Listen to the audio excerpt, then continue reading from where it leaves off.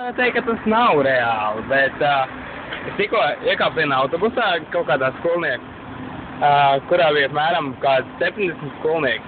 Nu, tādi, teiksim, 17 gadu.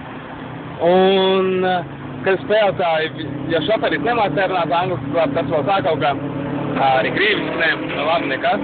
Tagad ieej iekšā un prasu, do anybody speak English? Un tur ir iekšā tādi paši ar poļiem, un neviens nezina valodu. Neviens, kā var tā būt? Es domāju, nu reāli.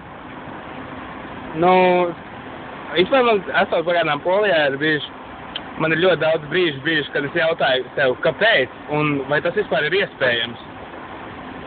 Tā ir liela valsts, un pilna ar idiotu. Un pilna ar izglītību, tā varētu teikt. Skumji, rekur arī pats autobus ir. Šis pilns ar jaunajiem, gudrajiem poļu prātiem.